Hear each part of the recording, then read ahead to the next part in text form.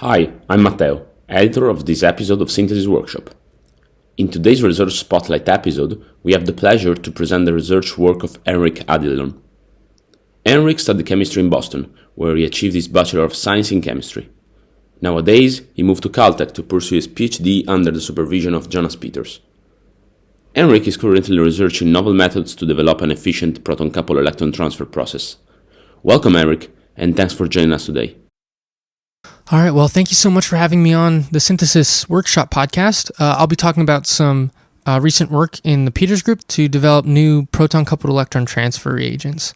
And so just to provide you a bit of context, so we're interested in small molecule reduction reactions, namely that of N2 to ammonia, so-called nitrogen fixation, CO2 reduction to ideally products with carbon-carbon bonds, as well as unsaturated small molecule reduction for fine chemical synthesis, so new methods. And what you'll notice about all these reactions is that they involve the transfer of both electrons and protons to these substrates, often many equivalents of electrons and protons. And so the question is, in which order can we best add these electrons and protons to the substrate to facilitate these reactions? And in the absence of a substrate, you can imagine that these electrons and protons can combine on their own to form hydrogen. And this is the parasitic hydrogen evolution reaction that we try to avoid. So when we're developing new reagents for these types of reactions, we're often thinking about how we can develop the substrate reactions to occur as quickly as possible. So we'd like these to be fast and the hydrogen evolution to be very slow. If you think about that in a reaction coordinate, kind of starting off in the middle here from the substrate, if we add electrons and protons that are sufficiently reducing and acidic, we can turn on these reduction pathways to access our reduced substrate, but coincidentally, we also increase the driving force for doing the hydrogen evolution reaction. So we'd like to access the kinetically most efficient pathway to reducing our substrates, which oftentimes is the case is this concerted pathway, where if you add an electron and a proton in a concerted step, you can avoid these kind of high energy charge transfer intermediates. So what I've depicted here on kind of the top right is taking a substrate and discretely transferring an electron. And now this will make the substrate much more basic, but it also requires that you have a sufficiently strong reductant that you can access this radical anion. And that often requires that you have a much stronger reductant than you would need for the concerted pathway. The nice thing about these types of reactions is that we can measure a lot of the thermochemistry because it involves electrons and protons. And so electron transfer energies can be measured through cyclic voltammetry to determine the half-wave potential. And the proton transfer energy can be measured as a pKa. And so if you can measure these two parameters for a given PCET reagent, you can determine the effective bond dissociation free energy, which I've drawn here. This is just the homolytic bond dissociation energy. And this is determined from this equation underneath, known as the Bordwell equation, where you can see that it's just a linear combination of the pKa, the reduction potential, and a solvent-dependent constant. And so if you know the BDFE of your PCET donor and you know the BDFE of the substrate, the forming element hydrogen bond, then you can actually determine the free energy of the hydrogen atom transfer reaction that you're interested in. And that's kind of depicted here as the product of this Hess cycle that I've drawn. And so it shows you that by understanding the thermochemistry of the reaction, we can make predictions about the reactivity. So for a given PCET reagent, we can already decide which substrates are reasonable to try with that reagent. So it's a guiding principle for us, and we diligently measure all of these thermochemical parameters. You probably are already familiar with a lot of PCET reagents that have been developed recently or have been in circulation for a long time now. So for example, samarium diiodide is a particularly special PCET reagent. In the presence of protic donors like alcohols or water, it can facilitate PCET to a variety of small molecules like ketones and imines to affect all sorts of complex radical cascade reactions, as well as things like nitrogen reduction. And this has been known for quite a long time now. More recently, catalytic methods for PCET have been developed by for example, the Knowles group at Princeton, where they're able to use an iridium photocatalyst to access this very strongly reducing iridium-2 state, and in the presence of phosphoric acids, they can affect concerted proton-electron transfer for all sorts of small molecule reductions as well. But our lab's entry into this chemistry has been to develop electrocatalytic PCET mediators. And so a few years ago in our lab, it was discovered that by taking Cobaltocene, which is a fairly strong transition metal reductant, has a reduction potential of about minus 1.3 volts versus ferrocene, you can append a Bronsted acid to this, and this turns on a concerted proton-electron transfer pathway for a variety of different substrates. And so I'll just walk you through how this works. And so what you can do is take this reduced cobalt-2 state and this protonated aniline, and they can transfer a hydrogen atom to a substrate, and then aniline can then be protonated by acid in solution. The cobalt can be reduced at the surface in electrode, and that renders this electrocatalytic. And so it was first demonstrated that you could do CPET to acetophenone to generate pinnacle products, or in a more sophisticated system, have an activated form of dinitrogen as a co-catalyst and deliver H-atom equivalents to ultimately affect the transformation of a dinitrogen to ammonia electrocatalytically. And what's really interesting about this bottom case is that the potential required for these reactions is independent of your dinitrogen co-catalyst. You just have to apply the potential required for the Cobaltocene complex. And so what that has enabled is all sorts of new nitrogen reduction compounds that were not otherwise catalytic to affect catalytic nitrogen reduction. And so it's really exciting. And what's remarkable to me about this compound is that the design is so simple. So it's really just a good reductant, Cobaltocene, and Bronsted acid, and they're bridged by this phenylene linker. And so I was thinking about this chemistry, and I just thought it'd be interesting to understand exactly how general this type of design is. You know, can we append a Bronsted acid to all sorts of other reductants in the literature that are reported and access these efficient CPET pathways? And I thought it would be interesting to do so with a reductant whose chemistry had not been extensively developed. So I had turned to the main group, where main group redox chemistry is a ongoing challenge in the field at the moment, and so it was an opportunity to try to take a known main group reductant, which I chose orthocarbaranes.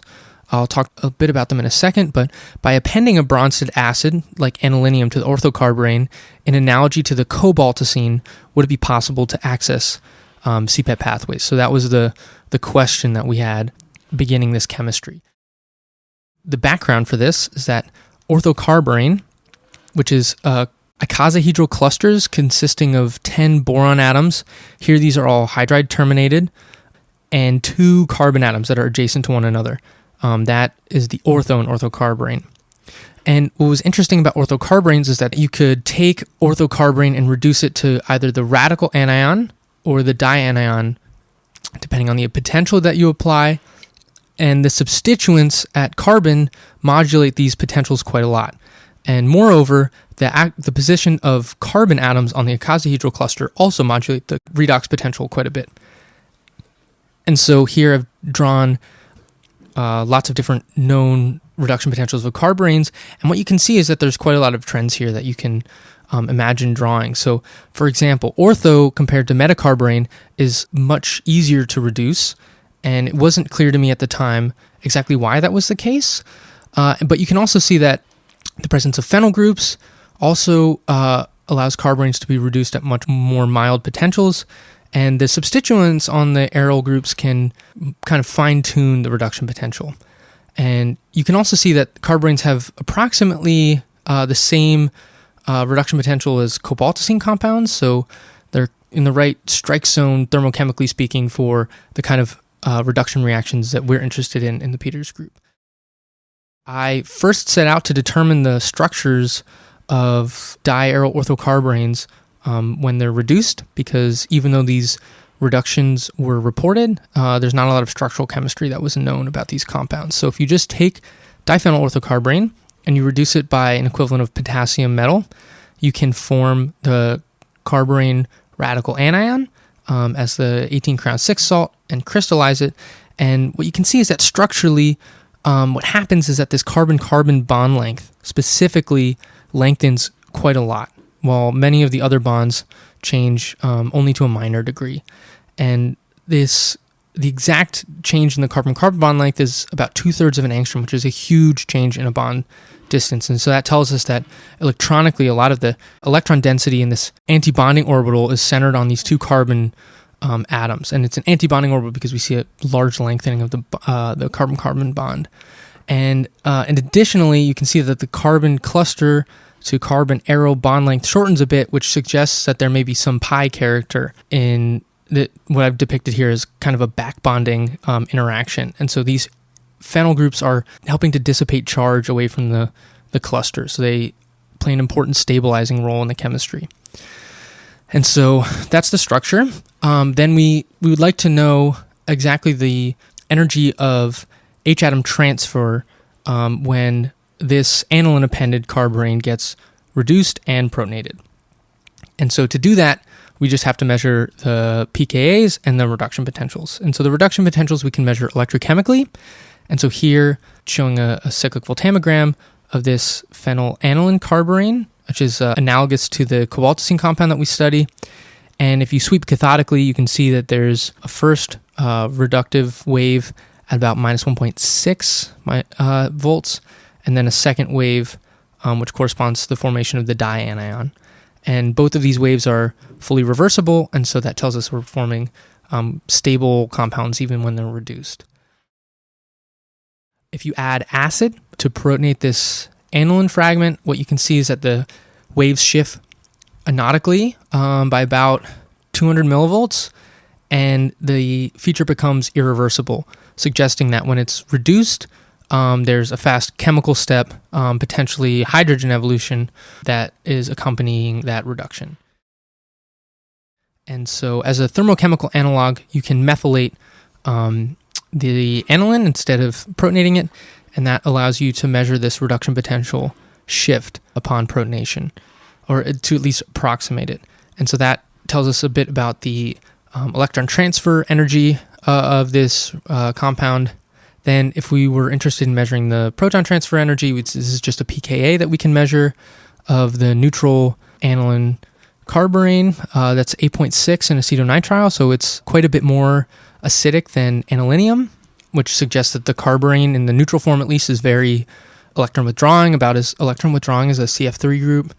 But the question is the compound stable when it gets protonated in the reduced form? And so to answer that, I titrated in acid to a solution of this compound, the reduced aniline carborane compound, in THF at minus 80 C. So at colder temperatures, is it possible to observe this compound, and could we generate it in situ and use it as a reagent that way? And so here you can see that blue trace is this reduced aniline carborane. And then as you titrate in acid, here was cyanoanilinium, you can see that we form this red band here, and there's a tight isospecific point, which suggests that our starting material cleanly converts to a new compound, which I'm suggesting is the aniline protonated carborane. And if you titrate in an acid, or in a base rather, you can see that that formation of that species is totally reversible.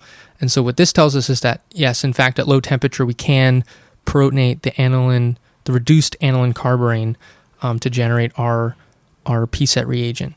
And so if you put together these proton and electron transfer equilibria, you can see that yields a effective bond association free energy of 31 kcals per mole, which is very, very weak. To my knowledge, it's one of the weakest measured BDFEs for a nonmetal compound, and that just tells you that these carboranes are uniquely strong reductants for the main group.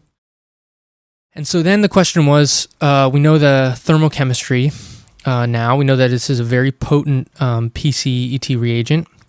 And so is it kinetically effective for reducing substrates, and exactly which substrates does it work for? And if is competent of doing substrate reduction, is it doing so through a stepwise pathway, through a concerted pathway? And so that was the question. So then, as I mentioned, what you can do is you can take this compound in solution at minus 40 C, so it doesn't have to be as cold as minus 80, but certainly below room temperature. And if you add an equivalent of acid, you can protonate it, generate the protonated reduced aniline carborane in situ, and then add a substrate and observe the products. What I found is that the selectivity of the reaction for these substrates typically trended with the substrate reduction potential, and the remaining reducing equivalents are accounted for by the formation of dihydrogen. And so if you're not reducing your substrate, you're making H2. So what you can see is that substrates that are very difficult to reduce, like acetophenone or phenylacetylene, these substrates were unreactive, whereas compounds that are a bit easier to reduce, like nitrotoluene, diaryl diazines, or phenylfumarate, these were much more reactive.